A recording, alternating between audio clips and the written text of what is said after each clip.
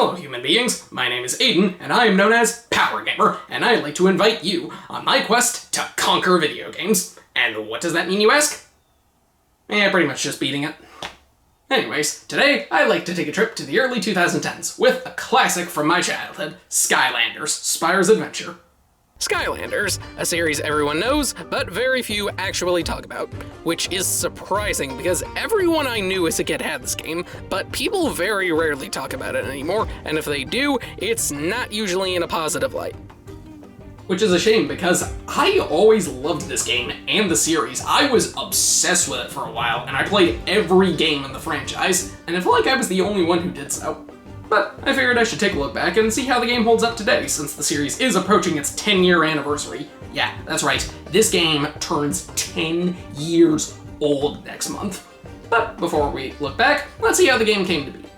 The year is 2009. The relatively small video game developer Toys for Bob is given the opportunity to revive a franchise owned by Activision, and the series they chose was Spyro the Dragon. For those who don't know, Spyro was a series of 3D platformers that originally released on the PlayStation to universal acclaim. Sadly, that praise didn't last too long when the series changed developers and went multi-platform in the PS2 GameCube era.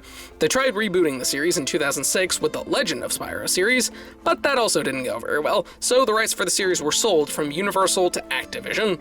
Paul Ritchie, the president of Toys for Bob, thought it would be difficult to revive a franchise that hadn't been doing well for a broad mainstream audience, and began to think of new ways to essentially recreate the franchise. Eventually, he came up with the idea of connecting toys with video games, and began to work on sketching out the idea. The game was actually going to be a much darker and more violent take on the Spyro franchise, but they eventually decided to scrap that and target younger audiences who had no prior knowledge of Spyro. They also decided to redesign the character, and yeah, old school Spyro fans were not happy with this new design. Personally, I think it's fine. I do prefer the original look of Spyro, but I think this one is alright. If you ask me, I think the Legends design is worse.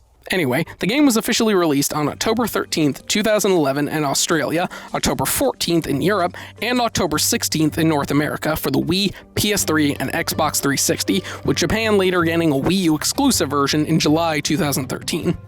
Reception for the game was fairly positive among critics, and in terms of sales, it did tremendously well. Over 30 million figures were sold worldwide, which was 3 times higher than what Activision expected.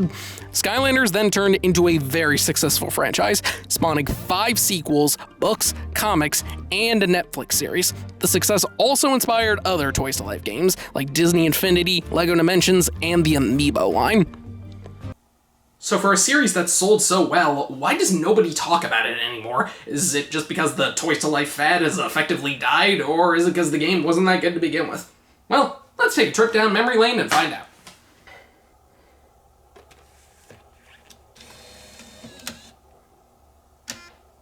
So the game starts up, and we have the option between Skyland's Adventure, essentially story mode, and battle mode. I'll start with story mode. We're greeted by a spirit named Master Eon, and he introduces us to Skylands, a magical world consisting of floating islands that's being threatened by something called the Darkness, the ultimate source of all evil. We then arrive at the first level and have to place a Skylander on the Portal of Power. I'll start with a Raptor because he's my favorite. We then meet Hugo, Eon's assistant, and he tells us the village is being destroyed by a tornado, so we need to save the citizens, a race of mole-like people known as Mabu. We also meet Flynn, the self-proclaimed best pilot in all of Skylands. After destroying some fences, killing some monsters, and shoving some turtles, we hop in Flynn's balloon and Hugo gives us some backstory. Skylands used to be protected by sorcerers known as Portal Masters, as well as the Skylanders, the greatest heroes in the world. Eon was the last of the Portal Masters, and he and the Skylanders protected the Core of Light, an ancient structure that held the darkness at bay. That is, until the core was attacked by a dark Portal Master named Chaos. No, that's not him. That's him. He sent his minions to destroy the core. They failed, so he used something else to destroy the core, which essentially killed Eon by turning him into a spirit, and it sent the Skylanders flying through space. Without the magic of Skylands, they shrunk down and landed on Earth. So now it's up to you, as a new Portal Master, to send the Skylanders back, restore the Core of Light, defeat Chaos in the Darkness, and save Skylands. Overall, the story's pretty simple, but it works. Now that the story's given, let's talk about the gameplay. The game is structured like a 3D beat-em-up. Every Skylander has 3 attacks they can perform: a primary attack, a secondary attack, and a bonus attack you can get from upgrades. I'll go more into that later. Sadly, you can't jump, so if you want to reach a higher level, you need to use one of these bounce pads lying around. There are 8 elements that each Skylander can fall into: magic, tech, water, fire, air, earth, undead, and life. Each element has 4 Skylanders, giving a total of 32 playable characters. Spyro, Double Trouble, Wrecking Ball, Voodoo, Bash, Dynarang, Prism Break, Terrafin, Slam Bam, Zap, Whampshell, Gilgrunt, Igniter, Sunburn, Flameslayer, Eruptor, Boomer, Drill Sergeant, Drobot, Trigger Happy, Hex, Cinder, Chop Chop, Ghost Ruster, Whirlwind, Tornado, Sonic Boom, Lightning Rod, Camo, Stump Smash, Zook, and Stealth Elf. Levels are fairly simple in structure. You mostly just follow the path while fighting enemies and solving puzzles. There are a decent amount of alternate paths, but most of them just hide optional areas and collectibles. Every level also has 3 stars you can get. 1 for simply beating the level, 1 for doing optional challenges like fighting all the areas or beating the level under a certain time limit, and 1 for finding all the collectibles. Every level has 6 types of collectibles to find: treasure chests, which just give you lots of money; legendary treasures, which don't really do anything other than give you some money and something to look at; hats, which boost your stats; soul gems, which I'll get into later; and story scrolls, which provide some backstory on Skylands. Yeah, there is a surprisingly large amount of lore in this. Not only do you have information on the world in every level, but every Skylander has their own backstory. Sadly, that's not in the game, so if you want to know them, you have to look it up online. You also have elemental gates in each level, which can only be opened by a Skylander of the corresponding element. These just give you some optional puzzles and challenges you can do to find more collectibles. The presentation in this game is overall pretty good. The graphics aren't amazing, but they still look solid for a Wii game in 2011. The music is nice, though it's not too memorable, but the voice acting is great. Every character in this game is voiced perfectly, in my opinion, with the best performances easily being Patrick Warburton as Flynn and Richard Horvitz as Chaos. If there's one thing I can praise about this game, though, it's the writing. I was really surprised at how funny this game was. It made me laugh a very large amount of times. I told you the head isn't scary enough. For God's sake, turn this off! You see how I was able to hit that? That takes years of practice and skill. Well, yes and no. Yes, I said that I did, but no, I really didn't. I hope I don't get seasick. You're a fish. Anyways, the combat is also really simple. For the most part, you just run through the levels fighting enemies with your 3 attacks. Every once in a while, you'll also run into a combat gate, which won't open until you defeat all the enemies in the area. Sadly, the game can get a bit repetitive, and it doesn't require too much strategy, but I feel like that's a problem a lot of games in this genre face. However, I think the combat is still solid overall. There's a pretty large variety of enemies you have to face, and they can do some serious damage if you aren't careful. When a Skylander runs out of health, they're transported out of the game, and you can't use them again until you either restart or beat the level. You don't have lives in this game, so it's really just about how many Skylanders you have that allows you to continue. That might be a turnoff for some people, but I think it's good how the game encourages you to experiment with other characters. Easily the best thing in the game is the number of Skylanders you can play as, and while the combat is really simple, I think they do a good job of having each Skylander feel unique. Again, some people might not like how characters are locked behind a paywall, but since you get a high quality figure out of it, I think it's worth it. You also don't need all the Skylanders to get the full experience. I only have about half of them. The game also features some RPG elements. As you defeat enemies, you gain experience and level up, which increases your stats, with 10 being the maximum level. You can also talk to Persephone the Fairy in the hub world and give her money you collect in the levels to upgrade your Skylander. These upgrades can range from new attacks, new combos, making an attack stronger, or brand new abilities you can perform. It's worth noting that almost every character with wings just gets the ability to fly as their bonus attack, which is kinda lame in my opinion, since all that really does is make them move faster.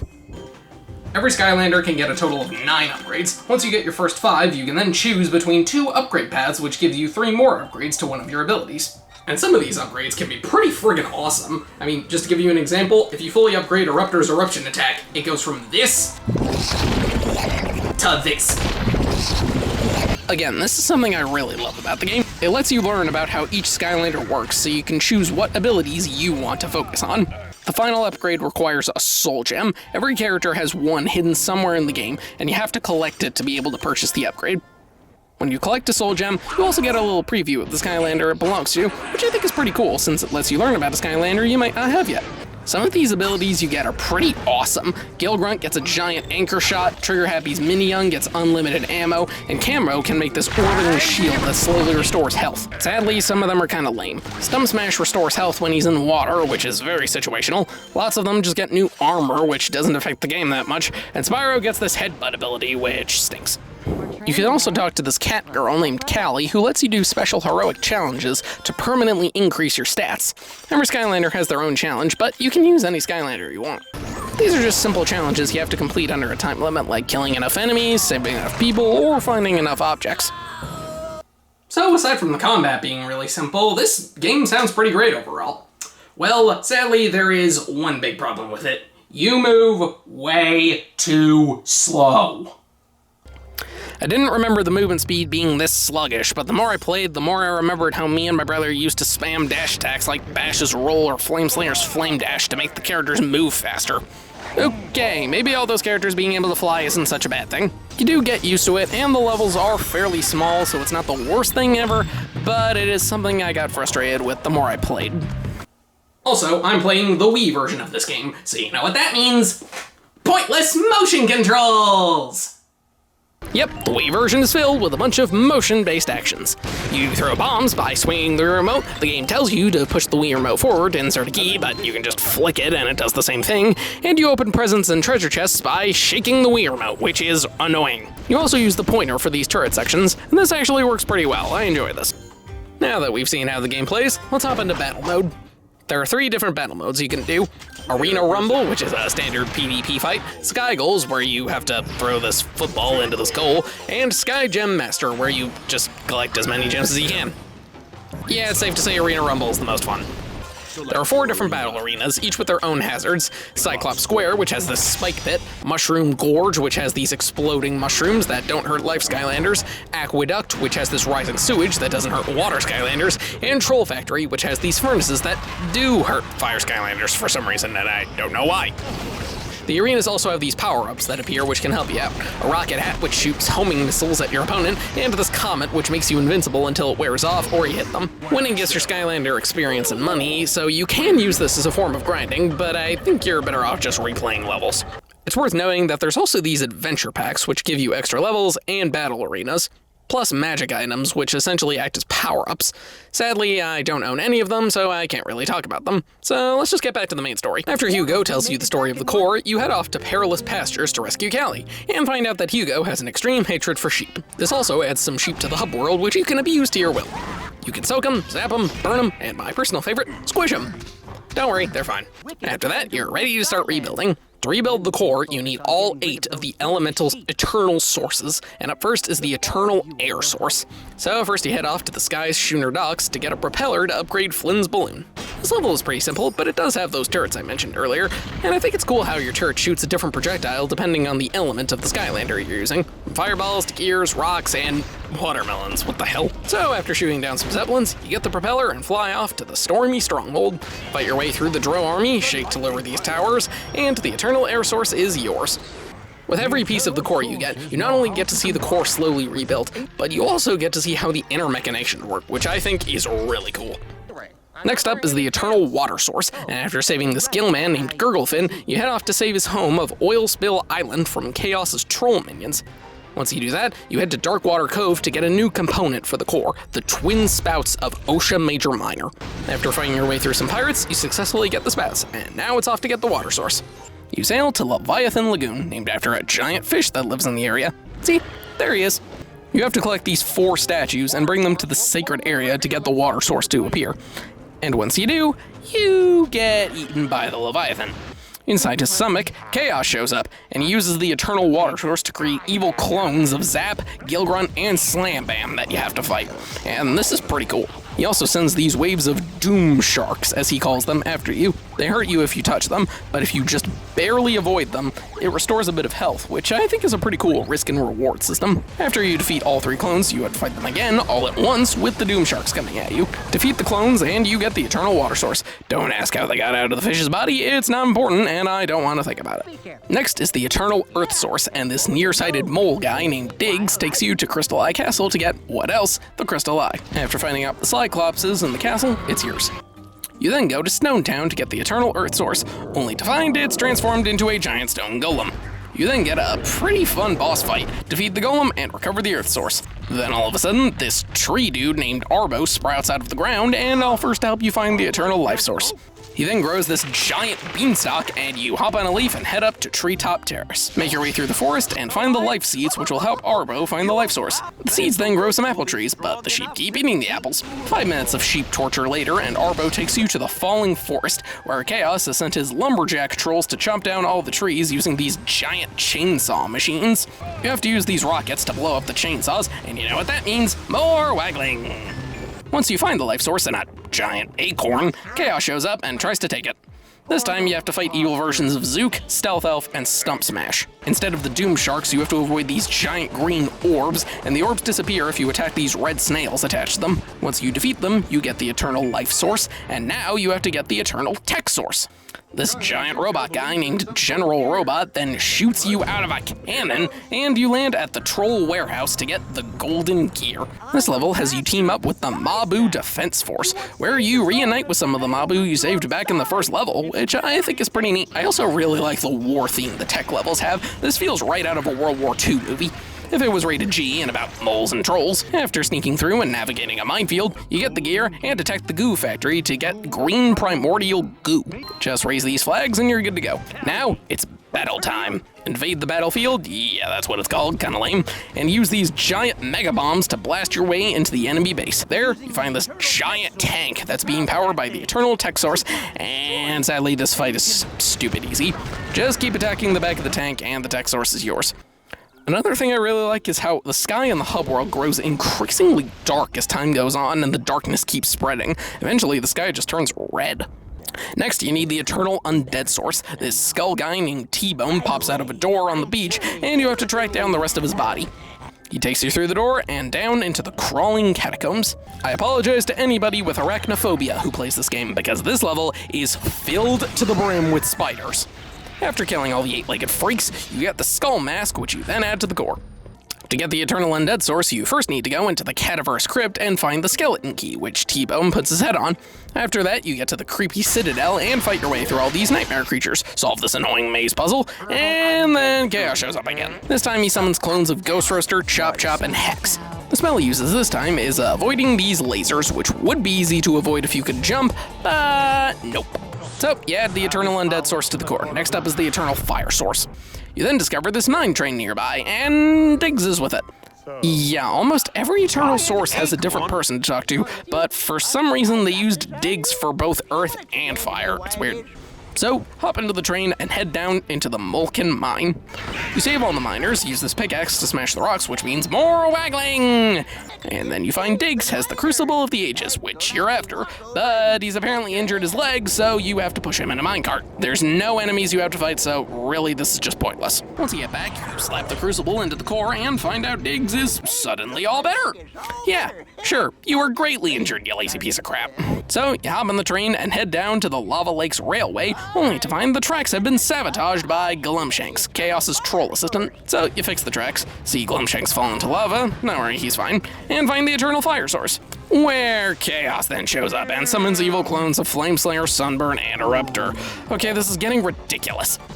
At least the spells are a bit more interesting since there's 2 kinds of spells instead of just one. You have this pathetically easy one where you dodge these falling rocks, and you have to avoid these small moving volcanoes. Once you defeat all of them, you get the Eternal Fire Source and add it to the Core of Light. Wow, that is disappointing. All that's left is the Eternal Magic Source, but sadly Hugo has no idea where it is and has no information on it. That is until Flynn shows up and tells you that a weird statue out in the water is suddenly moving. You go to see it, and it introduces itself as an Arcane Weapon Master, a member of an ancient race who once ruled Skylands. He sends you on this chain to the Quicksilver Vault, where you get what else? Quicksilver, and add it to the core. So next you need to go to the Arcane Armory, and whatever you do, make sure you say yes when he asks you if you want to go there. If you say no, you cannot continue and have to restart the whole game. Why? Because there's a glitch that makes it so that if you don't go directly from Quicksilver Vault to Arcane Armory, the Weapon Master goes back to not moving, and you can't talk to him, so that means you can't continue. How do I know this? This is my brother and I's original save file from when I was a kid. We didn't play the next level immediately, and now he's stuck like this. See, look, Quicksilver Vault is the last level we beat. It says, talk to the Weapon Master, but I can't talk to the Weapon Master. We had to start the whole game all over again, and we were pissed. Apparently, this is only a problem with the Wii version, and the other versions don't have this issue, but this is still really freaking awful. Sorry, went on a bit of a tangent there. The Archean Armory is actually a really cool level. You get a lot of history on the Archeans and ancient Skylands, as well as this part where you get to drive a giant robot. Yes, bow down before me, you fools! I will destroy everything on my path! Dang it. Okay, let's try that again. Dang it. Alright, this time oh, come on! Finally, that took way longer than it should have. So after that, you just have to unlock some doors and bam, the eternal magic source. You take it back and the core of light is completely restored, which can once again keep the darkness at bay. But the game's not over yet. Hugo uses the core to send you off to Chaos's lair to defeat him once and for all. This is a really cool final level since you have to face off against a large number of enemies you've seen throughout the game. Once you get through, you come face to face with Chaos, and he unleashes his most powerful minion ever, his Hydra, the same creature he used to destroy the core of light. This is a simple but really fun final boss where you have to attack Chaos in his floating chair while avoiding the Hydra's elemental spells, as well as fighting off the evil Skylander clones you fought earlier. Once you take out Chaos, his castle is destroyed, and his Hydra is presumably killed as Chaos is captured, and Hugo uses the core to banish him to Earth, where he has a not-so-pleasant encounter with a dog. And that's it. The game's over.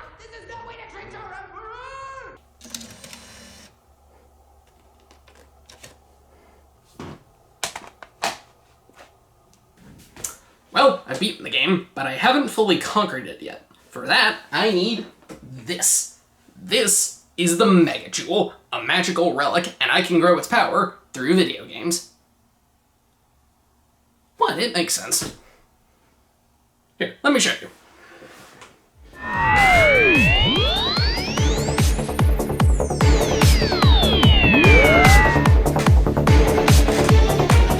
Game conquered.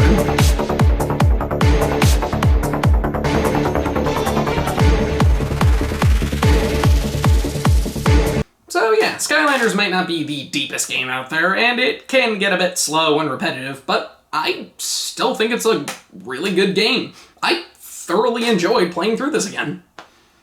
It only takes about 9 hours to beat, so it's not that long. The amount of characters you can play as is definitely the best thing about it, and it's not that hard to grow a collection. Most of the figures are fairly cheap online, especially the ones from the first game, which is good, because some of the ones from later games, yeah, I guess I don't need that kidney.